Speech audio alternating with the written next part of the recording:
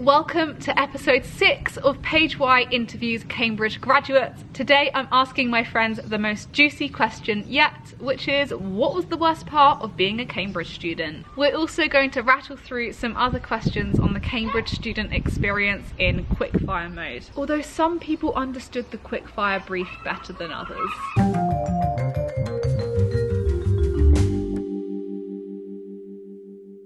These ones are quickfire. Okay. Favourite year at uni? Second year. Third year. Third year. Second. First year, absolutely. Third year. Okay. Maybe fourth year. Fourth. Well, when I wasn't there. Favourite food in Cambridge? Arumi ice cream. Nana Mexico. Can I say formal hall dinners? I think formals. Formal hall at Jesus, side dish, loads of peppers roasted in like loads of oil, like red peppers, yellow peppers, bit of salt on that. Van of Life, chicken quesadillas. Open from 6:45 till early hours of the morning. Favourite accommodation? Malcolm Street. So Malcolm Street. North Court in the second year accommodation. Oh, my first year. That was really good. Library Court had big square rooms with lots of light. Chapel Court. Even though I had the smallest room in first year, just got so many good memories. Malcolm 21. Not necessarily because like the house was great and all that. I mean the kitchen was good, but a lot of people there that we liked. Oh god, okay, I would say the house we had in third year, because that had a really nice kitchen. But my room was not great, it was sloped and the furniture was trash.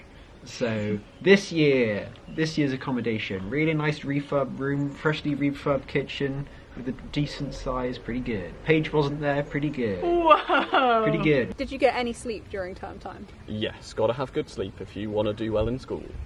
Oh yeah, I got plenty of sleep. I mean, some people can do it where they just stay up late all night working, do all-nighters and stuff. But I don't know, I just think that if I don't get my sleep, then my work is of lower quality, so I just don't see the point. Especially during exam term, like, I always get a lot of sleep before an exam, not during an exam. I mean, maybe sometimes during an exam, but... Interesting strategy.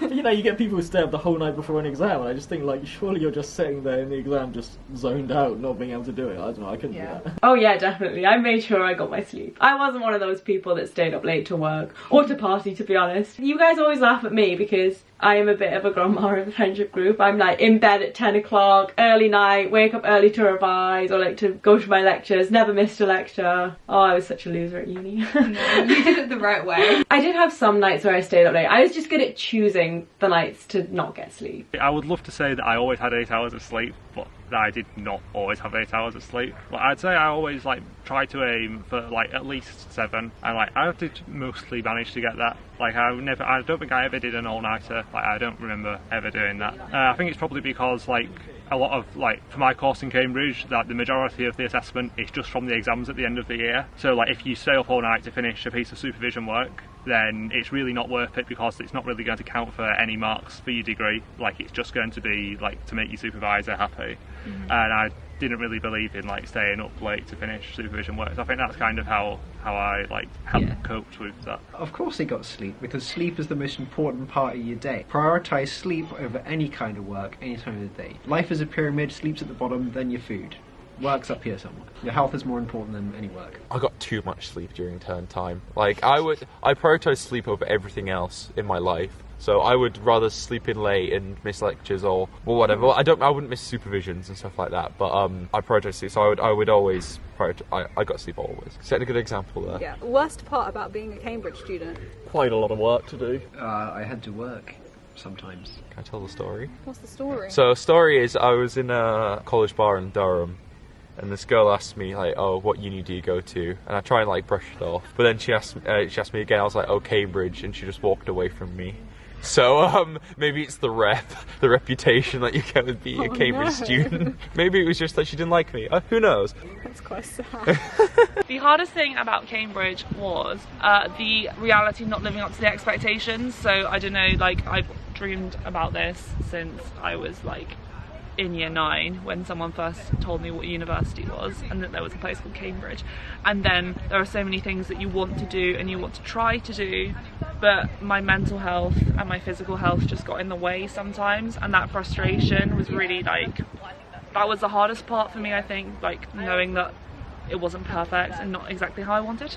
I think the worst part is kind of like talking to your friends at other unis and getting the impression that they're like, you know, partying all the time and doing lots of things like that. Like, especially in their first years, like they just don't really count, so they're just out all the time partying. You get a bit of like jealousy from that because, you know, you're always working and stuff. Like, it does pay off in the long run. There's like different, Cambridge is just a very different like experience. Like, you're doing things like all these formals and stuff that they're not, and they're doing they've got a totally different experience, whereas like their work isn't like the whole week, so they're partying a bit more, and like both have its advantages. But, you know, you look at other people and you're always gonna like think the grass is greener on the other side. So I have friends who it seems like they party more than they actually work. yeah, exactly. Well, that I'm sounds like a nice balance. I was going to say the workload, but I actually loved the learning and I loved the intensity. And I always said that I couldn't see myself at any other university because I get bored when I don't have stuff to do. So maybe not the workload. As much as I complained about it as a student, I do actually think it wasn't the worst thing. What is the worst thing? Maybe the stereotypes. I know a lot of people back home said, oh, if you go to Cambridge, you're going to change, you're going to become super posh and